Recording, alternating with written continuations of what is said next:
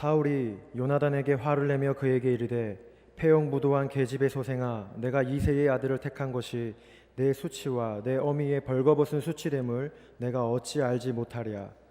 이새의 아들이 땅에 사는 동안은 너와 내 나라가 든든히 서지 못하리라. 그런즉 이제 사람을 보내어 그를 내게로 끌어오라. 그는 죽어야 할 자이니라 한지라. 요나단이 그의 아버지 사울에게 대답하여 이르되 그가 죽을 일이 무엇이니까? 무엇을 행하였나이까? 사울이 요나단에게 단창을 던져 죽여 한지라. 요나단이 그의 아버지가 다윗을 죽이기로 결심한 줄 알고 쉼이 노하여 식탁에서 떠나고 그 달의 둘째 날에는 먹지 아니하였으니 이는 그의 아버지가 다윗을 욕되게 하였으므로 다윗을 위하여 슬퍼함이었더라.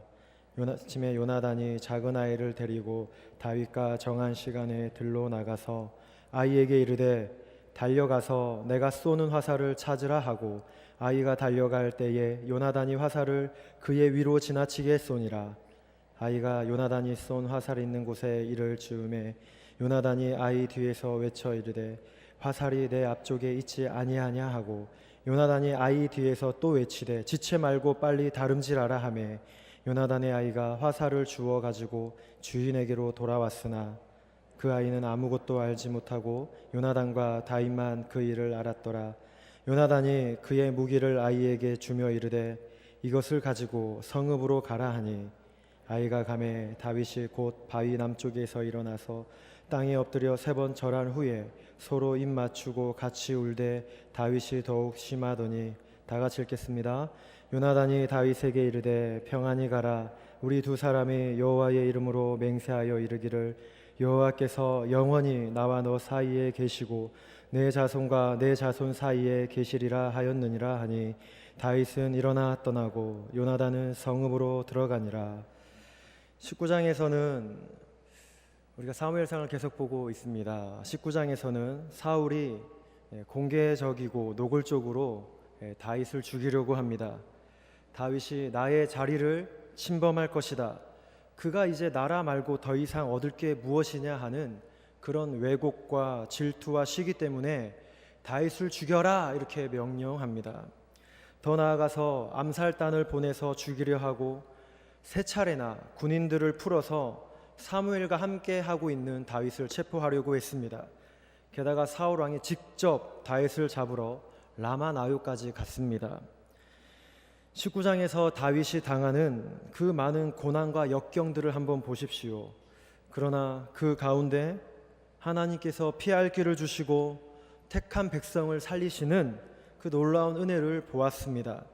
다윗을 죽이라는 이런 무서운 명령 앞에 사울의 장남 요나단이 아버지를 설득시켜서 다윗이 위기를 피하게 되고 또 다윗이 집에 거주하고 있을 때에도 아내였던 미갈을 통해 다윗이 도망하게 되었습니다.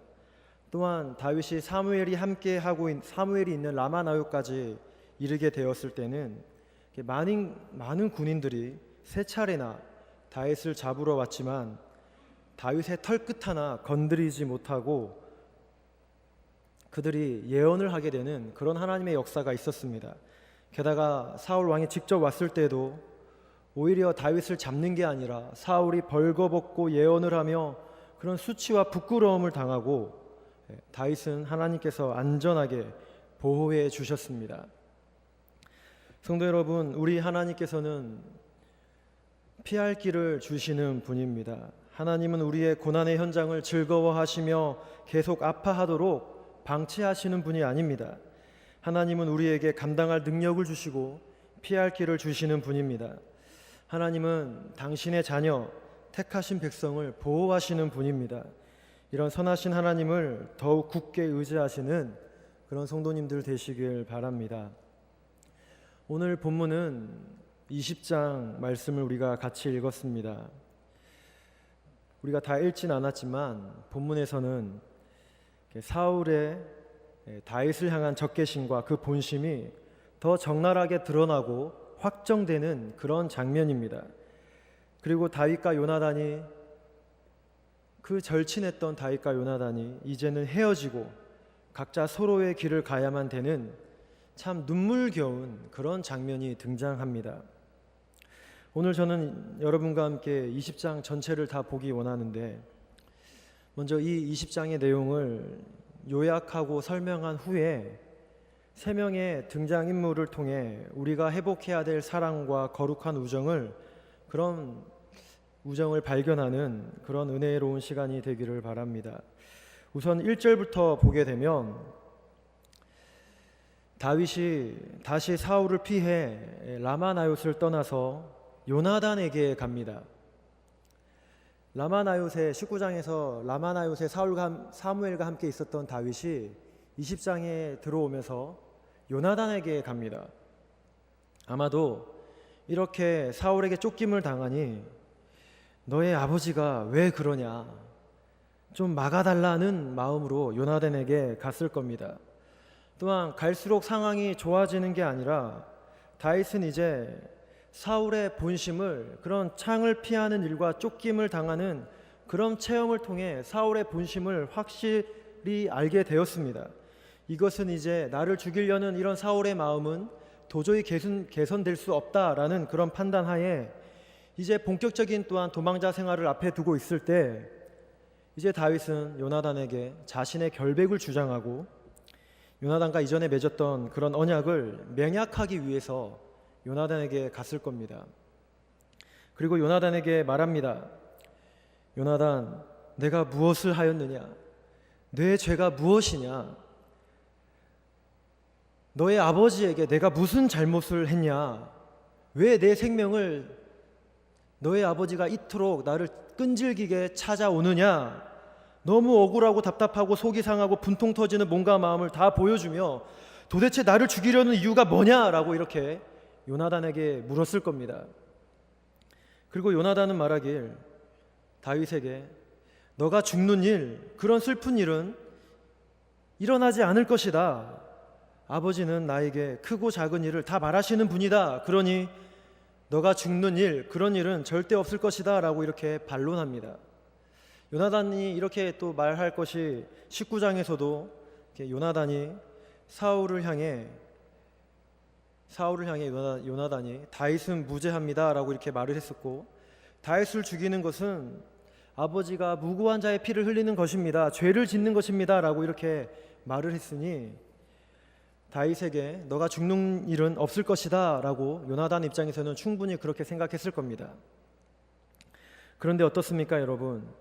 사울은 이미 다윗을 죽이기로 작정했습니다. 다윗은 수차례의 체험을 통해 창에 박히는 또 그런 일을 통해서 확신했었고, 또 이제는 결단해야 될 때인지라 요나단에게 왔습니다. 그러나 요나단은 아직까지 그래도 왕이시고 그래도 아버지니 아버지를 향한 기대를 놓지 않고 있습니다. 그래도 희망을 가지고 아버지가 죄를 짓지 않을 것이다, 아버지가 왕업을 잘 이어나가길 바라는 그런 마음으로 왕인 아버지가 하나님 나라를 다시 회복하고 바르게 세워가기를 그런 간절한 마음으로 아버지를 떠나지 않고 그 곁에서 바르게 나라를 세워가기를 소망하고 있습니다. 참 요나단이 착한 아들입니다. 그러다 이제 다윗이 맹세하며 말합니다. 진실로 여호와의 살아계심과 너의 생명을 두고 맹세하는데 나와 죽음 사이는 한 걸음뿐이다 라고 이렇게 말을 합니다. 지금 다윗에게 죽음과의 거리가 한 걸음뿐이다 라고 이렇게 말을 하니 그만큼 지금 다윗의 생명이 위태한 순간이라는 겁니다. 그리고 다윗이 여호와의 살아계심과 너의 생명을 두고, 요나단의 생명을 두고 맹세를 하는데 자기는 살고 하나님의 사신과 요나단의 생명을 거는 게 아니라 다윗이 지금 맹세하는 이 말이 여호와의 살아계심처럼 확실한 것이고 요나단이 숨을 쉬고 있는 것처럼 지금 이 맹세하는 것이 의심할 수 없는 사실이다라는 겁니다.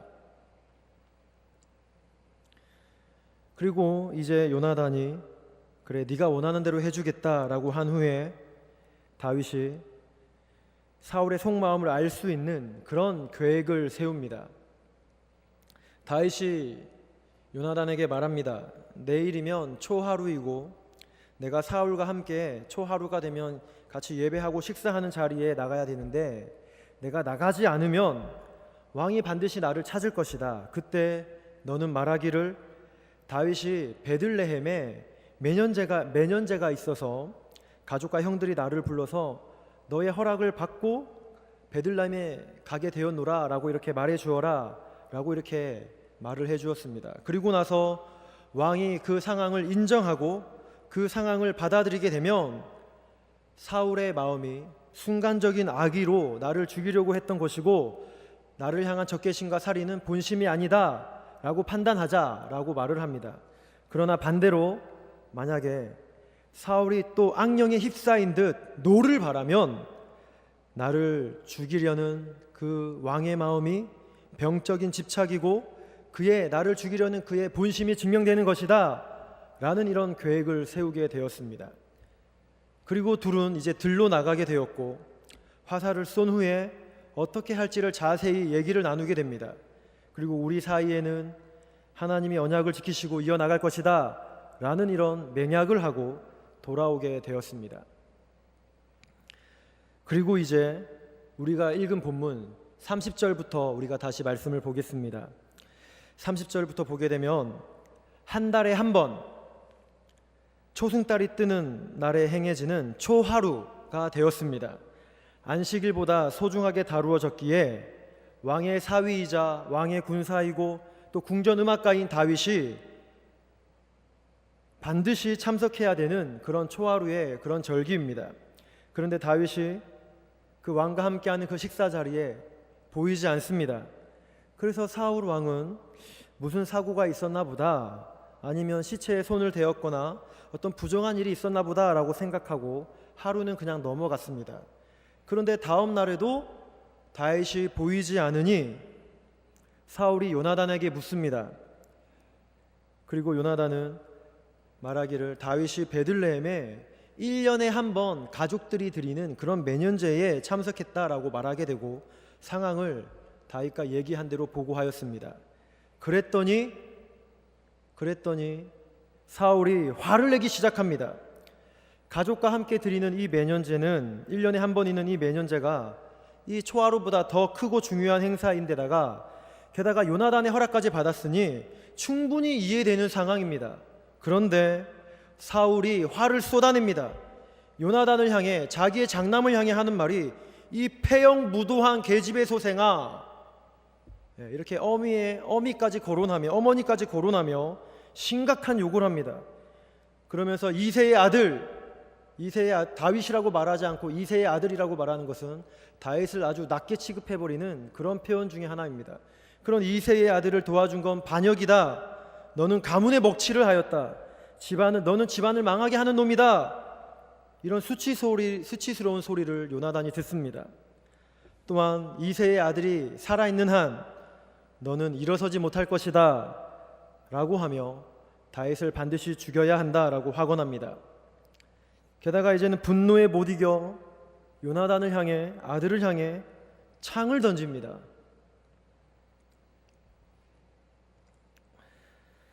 성도 여러분, 한 나라의 왕이 사무엘로부터 기름 부음 받아 세워진 이 하나님의 왕이, 이 사울이 왜 이렇게 되었을까요? 한 나라에서 기름 부음 받아 세워진 왕이 어쩌다 다윗을 넘어 이제는 아들이 다윗을 편든다 생각하고 하나님 나라를 생각하지 못하고 자기 장남을 죽이는 이런 지경까지 갔을까요? 아들을 향해 창을 던지고 있습니다. 사람을 괴롭히고 백성을 피곤하게 하는 왕입니다. 다윗을 추격하는 과정에서 자기 영혼도 파탄나고 집안도 엉망이 되고 나라도 위태해집니다. 사울이 다스리는 이런 나라에서는 어떠한 거룩함도 찾아볼 수 없고 하나님의 나라는 어느 구석에도 존재하지 않습니다. 여러분, 사울은 모든 것을 다 가진 왕입니다. 힘도 있고 권력도 있고 원하는 것 무엇이든지 다 할 수 있습니다. 그런데 그렇다면 그가 기름 부음 받은 것은 무엇입니까? 평생을 사람 죽이는 일에 몰두합니다. 왜 이렇게 시기와 질투와 강기와 살인에 사로잡힌 사람이 되었을까요? 성도 여러분, 사울의 이야기를 보게 되면 9장부터 나오는 사울의 이야기를 보게 되면 사울이 기름 부음 받은 후에 그의 인생에서 하나님으로부터 버림받고 추락하는 시점이 있는데, 우리가 13장에서 함께 보았듯이 이스라엘과 블레셋과 전쟁하는 중에 백성들은 두려워하고 나라는 불리해지는 그런 상황 가운데 사무엘 선지자가 오지 않는 그런 위급한 상황이 발생하자 사울이 부득이하게 번제와 화목제, 이 제사를 드리게 되는데, 사울의 추락은 거기에서부터 시작합니다. 하나님, 내 백성 내가 책임지겠습니다. 내 나라 내가 잘해보겠으니 하나님은 그저 나만 도와주시고 나를 밀어만 달라는 그런 독립선언부터 그의 추락이 시작되었습니다. 높은 자리에서, 최고의 자리에서 하나님을 이용하고 하나님의 능력을 자기의 건세로 맞추려고만 하지 자신이 낮아지고 하나님께 맞추는 것은 없습니다. 하나님을 섬기는 사람이 아니라 자신을 섬기는 사람이 되었습니다. 비록 그가 기름 부음 받은 왕이지만 그런 하나님으로부터의 독립선언이 그의 인생을 이렇게 살인하는 인생으로 만들었습니다.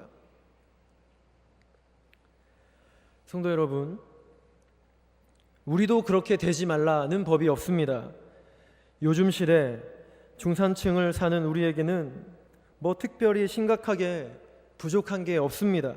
이전 시대에 비하면 잘 살고 잘 먹고 참 가난했던 세대들에게 하나님께서 많은 것을 이루어 주셨습니다. 이제는 특별히 갈급한 것도 없고 조금은 넉넉하게 살 만큼 살게 되니 간절함이 없습니다. 오히려 TV에서는 먹는 것으로 오락하고 대결하는 그런 본능에 충실하게 살아갈 수 있도록 부추기는 그런 시대가 되었습니다. 그러니 어떻습니까? 하나님, 이 정도면 됐습니다. 그냥 두십시오. 예배하고 헌금하고 봉사하고 거기까지면 됩니다. 주일 예배도 거기까지만 괜찮습니다. 수요 예배는 좀 무리입니다. 그러니 나에게 더 많은 것을 요구하지 마십시오. 나에게는 이 정도로 나에게는 충분합니다. 더 이상 내 삶에 관여하지 마시고 나에게 더 명령하지 마십시오. 이런 생각으로 하나님으로부터 독립선언하며 살아가는 그런 사람들이 있는지 모르겠습니다. 오히려 하나님으로부터 많은 복을 받았다면 더 하나님께 가까이 가고 더 가난한 마음을 가지기 위해서 기도해야 되고, 어떻게 하면 하나님을 더 잘 섬길 수 있을지 그런 경건한 모습으로 나타나야 되는데, 오히려 하나님, 이제는 괜찮습니다. 거기까지면 됩니다. 이 정도로 충분합니다. 이렇게 독립선언하며 사는 우리의 모습은 아닌지 뒤돌아보게 되었습니다. 성도 여러분, 하나님을 멀리하는 사람, 하나님으로부터 독립선언하는 사람, 사울처럼 될 수 있습니다. 기름 부음은 받았는데 주님의 주인 되심이 나타나지 않고 영적 각성도 없고 육체의 자랑과 욕심으로만 살아갈 수 있습니다. 기름 부음 받아도 충분히 그렇게 살아갈 수 있습니다. 인간 중심적인 독립선언이 산산이 깨어져야 하는데 오히려 더 하나님을 몰아내며 살아갈 수 있습니다.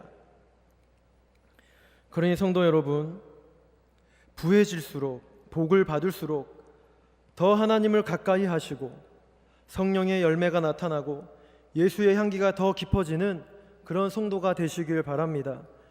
기름 부으심이 진짜라면, 하나님의 선택이, 하나님의 그 놀라운 선택하심이 강력한 부르심이라면 인간의 자랑과 교만은 다 깨어지게 되어 있습니다. 하나님을 향해 높아지려는 생각들은 다 복종하게 되어 있습니다. 그러니 성도 여러분, 신앙의 연수가 더할수록 더욱 예수님으로 사시고 예수님의 십자가와 그분의 의와 사랑으로 행하시기를 바랍니다. 그리고 이제 요나단은 이런 아버지의 수치스러운 말을 듣고 너무나 슬픈 나머지 금식합니다. 하나님의 기름 부음을 받은 왕이라는 사람이 이렇게 악령에 사로잡혀서 하나님의 사람을 못 알아보고 질투의 불사신이 되어서 살인의 광기로 충만하니 이런 아버지의 모습이 슬퍼서 금식을 했을 수도 있습니다. 또한 그런 왕의 통치를 받는 이 나라의 장래가 너무나 걱정이 되니 금식을 안 할 수가 없었을 겁니다. 그리고 이제 살기로 가득한 왕의 추격을 받아서 본격적인 도망자의 삶을 살아야 되는 이런 다윗의 모습을 생각하니 너무나 걱정이 되고 불쌍하고 안타깝고, 진정한 왕이 되기까지 다윗이 걸어야 될 길이 너무나 고통스럽기에 험난해 보이기에 다윗을 위해 금식하지 않을 수 없었을 겁니다. 그리고 이제 요나단이 끝까지 아버지는 그럴 뿐이 아니다, 너는 그렇게 죽는 일이 없을 것이다 라고 조그마한 희망을 붙잡고 아버지를 변호하고 아버지를 기대하고 희망하고 있었는데, 이제는 요나단이 왕인 아버지의 마음을 확실히 알았습니다. 아버지가 다윗을 끝까지 어떻게든 죽이게 될 것이다 라는 그런 살인의 마음을 아들이 확인하게 되었습니다. 그 마음을 이제 요나단이 확신한 후에 약속대로 화살을 날립니다. 요나단이 먼저 화살을 쏜 후에 종을 보내지 않고 다윗이 충분히 도망갈 수 있도록 종을 먼저 보낸 다음에 화살을 머리 위로 날립니다. 화살이 머리 위로 날아가면 화살의 위치를 파악하는 게 쉽지 않기 때문에 다윗에게 더 시간을 주기 위해서 종을 먼저 보내고 화살을 날렸습니다. 여전히 화살 하나까지도 새로운 왕이 될 다윗을 위해 주는 그런 요나단의 우정, 따스한 요나단의 마음이 화살에까지 느껴집니다. 그리고 요나단은 화살을 쏜 후에 화살이 앞에 있다 이렇게 외치고 또 외치기를 지체하지 말고 빨리 도망가라, 빨리 달아나라고 이렇게 종에게 외치는데, 종에게 하는 말이 아니라 실은 다윗에게 얼른 도망가라고 이렇게 소리치는 말입니다. 그리고 종이 화살을 가지고 주인에게 오게 되었고, 다윗은 바위에서 일어나 땅에 엎드려 절을 합니다. 그리고 이제 서로 헤어져야 하니 서로 입을 맞추고 같이 안고 웁니다. 그리고 다윗은 더욱 심하게 웁니다. 아마 지금의 현실이 너무 고통스러웠을 것이고, 생명을 바쳐가며 자신을 지켜주는 그 요나단에 대한 고마움과, 또한 내가 떠난 후에 요나단이 당하게 될 그 상황들, 나라의 장래들을 생각하니 그런 많은 생각에 다윗이 더욱 눈물을 흘렸을 겁니다.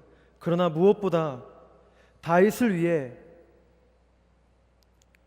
새로운 왕이 되어서 하나님 나라를 이어가도록 헌신하는 이 요나단에 대한 헌신과 사랑 때문에 주체할 수 없는 눈물을 다윗이 흘렸을 겁니다. 그리고 요나단은 다윗에게 평안히 가라 이렇게 말을 하고, 두 사람은 하나님은 우리와 우리 자손 사이에 영원히 계실 것이다 라고 이렇게 언약을 확인하고 각자의 길을 가게 되었습니다. 성도 여러분, 다윗이 어떻습니까? 다윗이 무슨 죄를 지었습니까?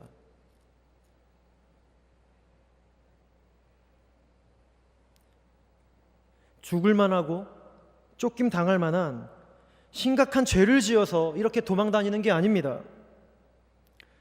사울 왕을 비방하고 다니지도 않았습니다. 나라를 팔지도 않았습니다. 그가 잘못한 거 없습니다. 오히려 나라와 왕을 위해 목숨 바쳐서 일했고 충성스러운 신하였습니다. 모두 다 도망가려고 할 때 하나님의 이름이 땅에 떨어지는 그 순간에서도 하나님의 이름을 위해 용감하게 앞장서서 나라를 위해서, 하나님을 위해서 앞장섰던 장수였습니다. 나라의 복된 미래를 위해 하나님이 준비하신 사람이었습니다. 그런데 다윗은 기름 부음 받은 후 왕이 되기까지 이런 수많은 시련을 거치게 됩니다. 사방으로 사자의 이빨과 발톱이 다윗을 향하고 있습니다. 도대체 그가 잘못한 게 무엇입니까? 무슨 죄를 지었습니까? 성도 여러분, 우리도 주위를 보면 하나님을 정말로 사랑하고 신실하게 믿음을 가지고 살아가지만 애매히 고난당하고 극심한 고통도 있고 죽음의 위협을 느끼는 사람들이 있습니다. 심각한 죄를 지은 것도 아닌데 하나님을 향한 원망이 생길 정도로 어려움을 당하는 사람들이 있습니다. 말씀에 순종하는데 내 발 앞에는 그물이 있고 장애물도 있어서 혼란스러운 삶을 살아가는 사람들도 있습니다. 최선을 다하는데 다윗처럼 죽음과의 거리가 한 걸음 뿐이다 라고 이렇게 말하는 그런 사람들이, 그런 상황이 발생하는 경우도 있습니다. 그러나 여러분, 다윗을 보십시오. 애매히 고난받는 것 같아도 하나님의 뜻이 다 있습니다. 역사의 이 한 시점, 이 중간을, 이 한가운데를 지나가는 시점에서는 우리가 다 알 수 없고 파악할 수는 없지만 시간이 지났을 때 분명히 깨닫게 되는 그 하나님의 선하신 분명한 뜻이 있습니다. 그러니 성도 여러분, 혹시 알 수 없는 고난이 있더라도 하나님을 더욱 의지하시길 바랍니다. 지금은 고통스럽게 느껴져도 결국은 선으로 이끄시는 그 선하신 하나님을 의지하시길 바랍니다. 지금은 이 순간의 조각이 이해가 안 되어 힘이 들어도 결국은 한편의 그림처럼 완성하시는 그 하나님을 붙드시기를 바랍니다. 그러니 성도에게는 고난이 없는 게 아니라 애매히 고난받는 상황도 생기게 되지만 그 속에서도 더욱 주님을 신뢰하는 그런 성도가 되시길 바랍니다. 그리고 성도 여러분, 요나단을 한번 보십시오. 다윗 왕국이 세워지는데 중요한 역할을 했던 사람입니다. 그가 없었다면 다윗 왕국은 세워질 수 없었고 다윗은 이스라엘의 새로운 왕이 될 수 없었습니다. 여러분, 다윗이 이렇게 쫓기는 상황에, 이렇게 도망자로 살아가는 이런 현실에 힘들다, 왕이고 뭐고 다 필요 없다, 이렇게 도망만 다니다가 결국은 죽게 될 텐데 이렇게 죽는 건 너무나 억울하다, 언제 죽을지도 모르니 차라리 복수의 칼을 차고 왕을 죽이고 이 상황을 끝내버리자, 이렇게 다윗이 충분히 생각할 수도 있었을 겁니다. 모든 게 너무나 어려우니, 아무도 도와주지 않으니, 평생을 도망만 다녀야 되니 그냥 끝내고 싶었을 겁니다. 그리고 그냥 끝내는 게 아니라 이왕이면 복수하고 마무리 짓고 싶었을 겁니다. 그만두고 싶고 포기하고 싶고 끝내고 싶었을 겁니다. 그러나 다윗이 요나단 때문에 사명을 이어갑니다. 요나단의 이 뜨거운 사랑과 이 지혜로운 말과 행동 때문에 다윗이 변함없이 사명자의 삶을 살아갑니다. 비록 도망자지만 그래도 하나님 나라를 위해서 준비되어 갈 수 있었습니다. 요나단은 아버지가 다윗을 그렇게 죽도록 싫어함에도 불구하고 목숨 걸어서 다윗을 막아주고 변호해주고, 또한 자기가 왕위를 이어가는 1순위임에도 불구하고 하나님의 뜻을 아니 다윗에게 자리를 기꺼이 기쁨으로 넘겨줍니다. 그러면서 이 불안해하고 힘들어하는 다윗에게 하나님이 너와 함께 하실 것이야, 하나님께서 너의 대적을 치실 것이야, 반드시 후에는 상황이 역전되어서 너가 나를 보호해 주어야 되는 그런 상황이 발생할 것이야, 이렇게 오히려 그 도망자에게 꿈과 비전까지 심어주고 있습니다. 성도 여러분, 다윗도 훌륭하지만 요나단이 더 훌륭합니다. 성경에 나오는 분량에 비하면 비교가 안 되지만 다윗을 만든 건 요나단입니다. 다윗이 포기하려고 할 때마다 그에게 하나님의 비전을 심어주었습니다. 하나님의 왕국, 하나님의 나라를 이어갈 수 있는 그 비전을 구체적으로 보여주었습니다. 다윗이 낙심하고 앞이 안 보일 때마다 그 도망자에게 하나님의 약속을 상기시켜 주었습니다. 하나님의 나라가 불가능해 보이고 불안해 보일 때마다 너를 통해서 하나님의 언약이 지켜질 것이야, 너를 통해 새로운 왕국이 반드시 세워질 것이야 라고 이렇게 확신을 심어주고 용기를 주었습니다. 성도 여러분, 교회 안에는 다윗도 있어야 하지만 요나단 같은 사람도 많이 있어야 합니다. 그래서 인생에서 도망 다니듯 쫓겨다니는 사람들이 여기서 힘을 얻고 위로를 받아야 합니다. 이곳에는 돈 있는 사람도 와야 하지만 갈 곳 없는 사람도 와야 합니다. 도움의 손길을 받을 수 없는 그 연약한 사람들이 와야 합니다. 그래서 이곳에서 요나단의 사랑을 체험하고 하나님의 꿈과 비전을 품는 그런 기적 같은 일들이 이곳에서 발생해야 됩니다. 그래야 교회가 희망이 있습니다. 잘 사는 사람이 넘쳐나는 곳이 교회의 꿈이 되는 게 아니라 이렇게 실패한 사람들, 도망 다니는 사람들, 버려진 사람들, 세상에서 도움 못 받는 사람들이 이곳에 와서 당신은 존귀한 하나님의 자녀입니다. 당신에게는 꿈이 있습니다. 하나님의 비전이 있습니다. 당신은 일어설 수 있습니다. 라는 이런 예수님의 뜨거운 사랑, 예수님의 놀라운 사랑을 체험하고 회복되는 그런 기적 같은 일이 다윗에게 일어난 이런 놀라운 사랑이 이곳에서 일어나야 합니다. 또한 여러분, 요나단을 보면서 혹시 떠오르는 인물이 없으십니까? 내가 낙심해 있을 때마다 어떤 분이 생각이 나고 또 내가 지쳐 있을 때 어떤 분과 대화하고 나면 힘이 생기고 나는 지쳐 있는데 하나님의 비전을 갖게 하는 그런 분이 있을 겁니다. 나는 부족해 보이고 참 나는 내가 과연 가능할 수 있을까? 그렇게 의심과 좌절이 될 때가 있는데 그때마다 그분과 대화하고 나면 너는 예수님을 주님으로 모셨기에 너에게는 하나님의 성령님이 계셔. 너에게는 하나님이 준비하신 그런 내일이 있고 그런 미래가 있어. 그러니 포기하지 마라 라고 이렇게 위로해 주며 나를 붙잡아 주시는 그런 분들이 여러분들에게 한 명씩은 다 있을 겁니다.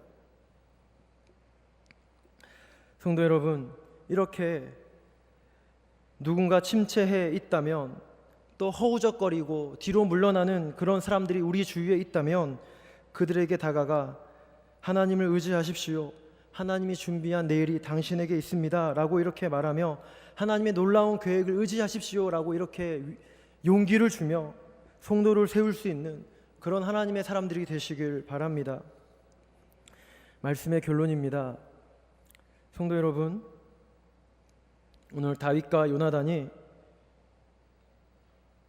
이렇게 서로 안고 우는 장면을 한번 생각해 보십시오.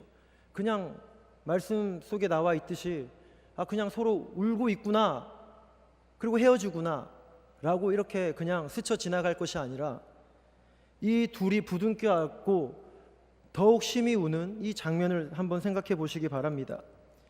이제 헤어지고 나면 말 그대로 끝입니다. 더 이상 볼 수 없습니다.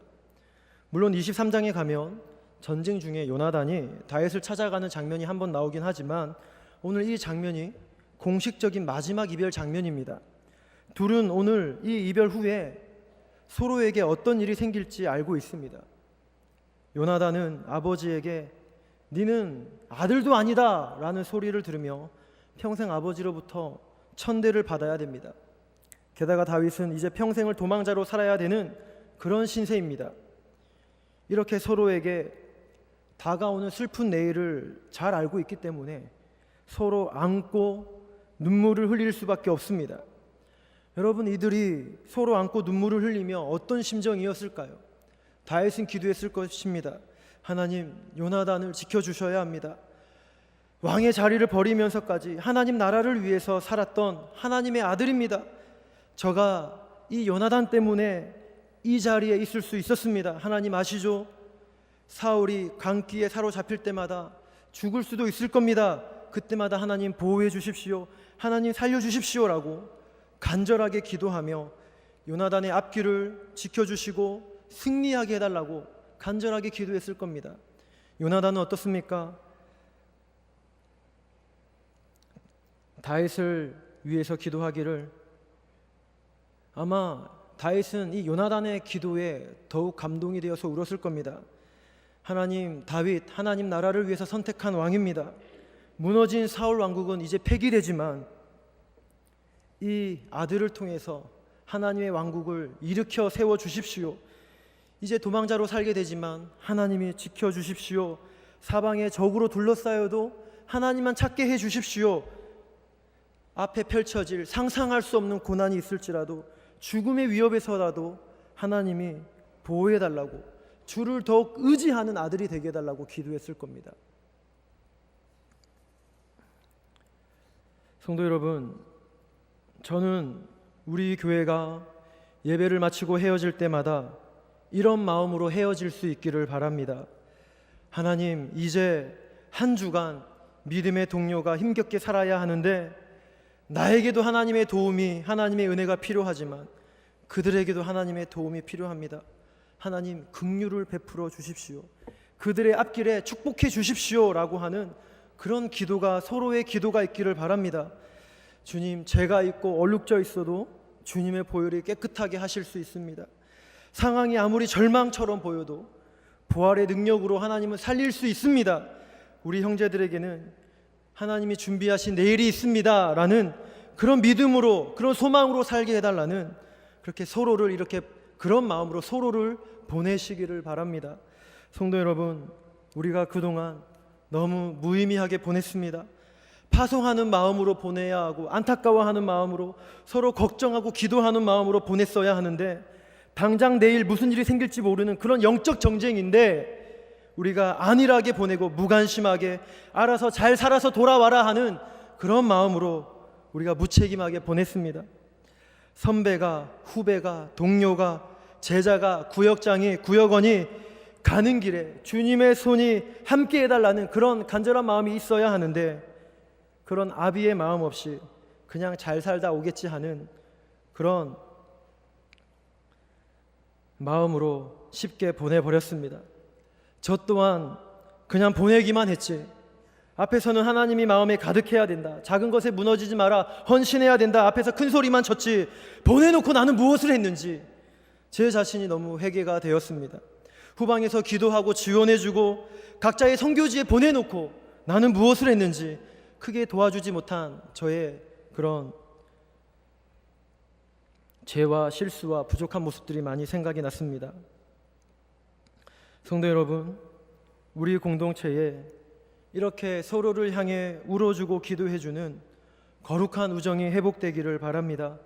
또한 이곳에서 요나단과 같은 그런 사랑을 체험하고 다윗 같은 사람들이 많이 일어나기를 바랍니다. 이곳에서 주님의 능력으로 변화되시고 회복되시고 소망을 붙잡으셔서 주님이 원하시는 그런 거룩한 공동체가 되기를 주님의 이름으로 축복합니다.